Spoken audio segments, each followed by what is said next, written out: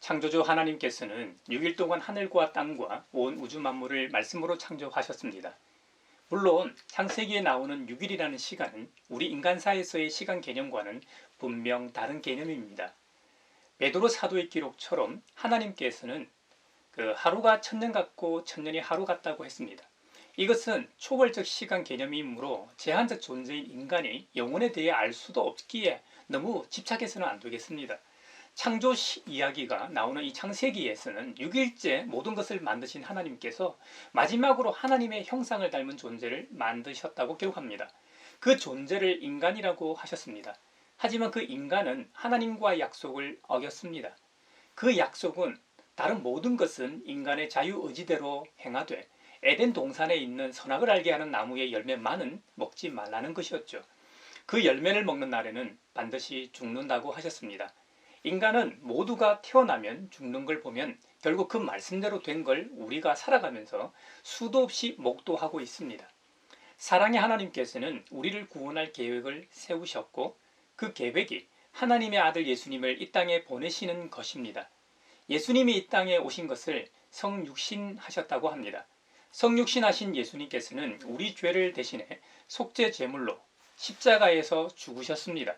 주님의 십자가의 죽음은 혼자만의 죽음이 아니라 이전 세대와 오는 세대를 포함한 모두를 위한 죽음입니다.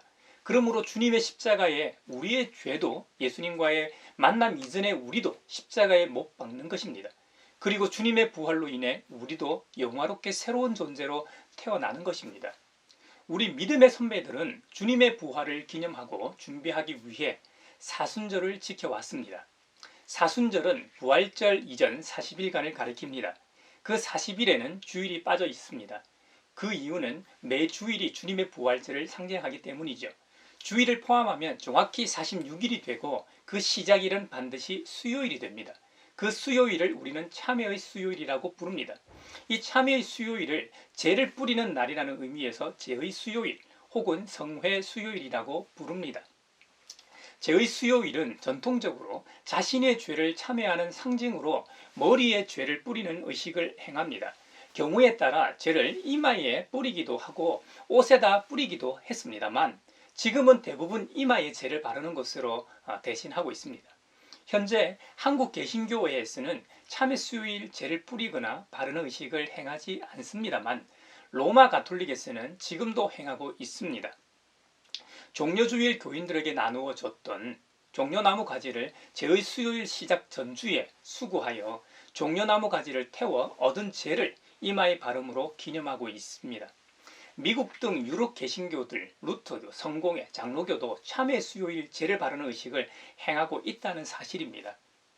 죄를 덮어 쓰는 의식은 구약 성경에서 유래했고 예수님 이후 교회에서 죄의 수요일을 사순절의 첫날로 정한 것은 7세기경이고 죄를 예배자에게 바른 것은 8세기경으로 알려져 있습니다. 참회의 수요일부터 시작되는 사순 시기는 스스로 제한하며 정숙한 마음으로 주님의 고난에 동참하는 기간입니다. 참되게 죄를 뉘우치는 방법, 스스로 자숙하며 걸어온 삶을 성찰하는 방법으로 오늘 본문에는 회개와 금식을 말씀하고 있습니다.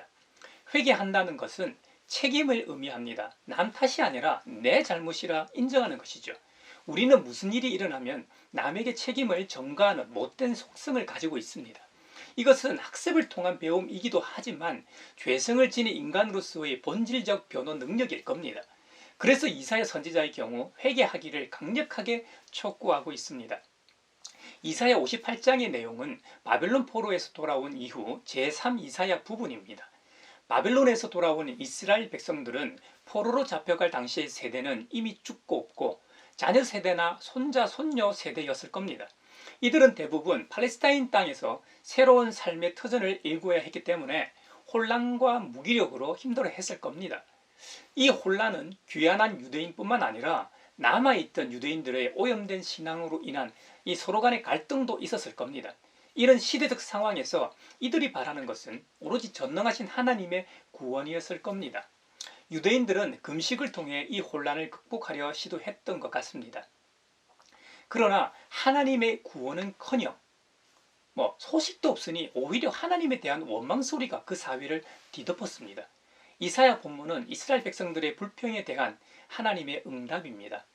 하나님께서는 이들이 하고 있는 금식에 대해 거짓된 것이라고 지적하시면서 참된 금식에 대해 오늘 말씀하고 계십니다. 사실 이들의 금식은 모세 율법에 근거한 금식이었습니다. 속죄일과 같은 날에는 금식을 해야 했습니다. 그 규정대로 금식하며 구원을 바랬건만 하나님의 응답이 없자 불평했던 것이죠. 인간적으로는 좀 이해가 갑니다. 하나님께서 너무하신 거 아닌가 하는 생각마저 듭니다. 하지만 하나님의 말씀에 의하면 그들의 금식은 자발적, 진심 어린 금식이 아니라는 겁니다. 형식적이고 보이기 위한 것에 불과하다는 것이죠. 그들의 금식에 하나님께서 응답하지 않은 이유는 금식하면서 오락을 구하고 이를 강요했기 때문입니다. 3절 이하에 보게 되면 주님께서 보시지도 않는데 우리가 무엇 때문에 금식을 합니까? 주님께서 알아주시지도 않는데 우리가 무엇 때문에 고행을 하겠습니까? 너희들이 금식하는 날 너희 자신의 향락만을 찾고 일꾼들에게는 무리하게 일을 시킨다. 너희가 다투고 싸우면서 금식을 하는구나.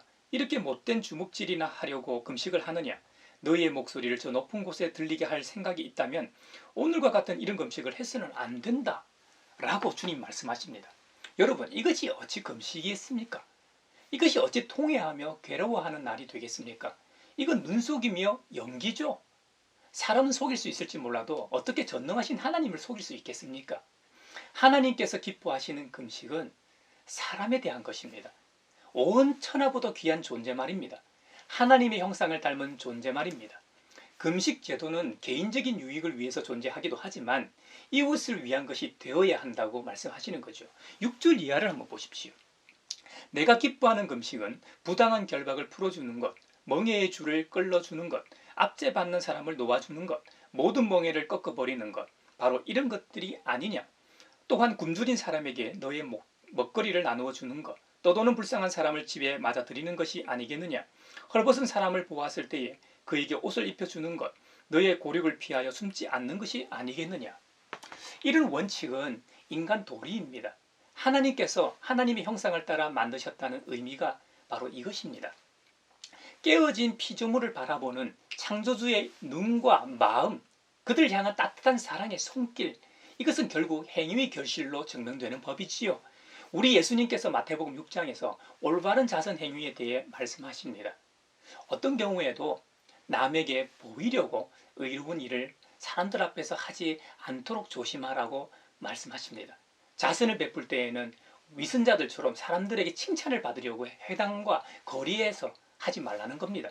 그런 자들은 이미 자기 상을 스스로에게 주었기 때문에 하늘에서 받을 상이 없다는 것이죠. 그러므로 자선을 베풀 때에는 오른손이 하는 그 일을 왼손이 모르게 하라는 겁니다. 기도할 때도 마찬가지라는 것이죠. 골방에 들어가서 조용히 하면 은밀히 보시는 아버지께서 들으시니 진정으로 하라는 겁니다. 올바른 금식에 대해서도 말씀하시며 위선자들처럼 슬픈 기색을 띠며 과장하거나 연기하지 말라는 겁니다. 이런 금식은 하늘 아버지께서 받으시는 금식이 아니라는 거예요. 여기서 핵심은 남에게 보이려고 하지 말라는 겁니다. 오로지 중심을 보시는 하나님께 제대로 하라는 점을 우리가 기억합시다. 오늘부터 사순절이 시작됩니다. 우리가 교회당에 나와 머리에 거룩한 죄를 얻고 이마에 바른다 해도 우리의 언행이 따르지 않는다면 우리는 부활의 주님과 별 관계가 없는 사람이 될지도 모릅니다. 사순절의 의미를 되새기며 주님의 십자가 순환과 부활을 깊이 묵상하는 은혜의 사순절기가 되시길 바랍니다.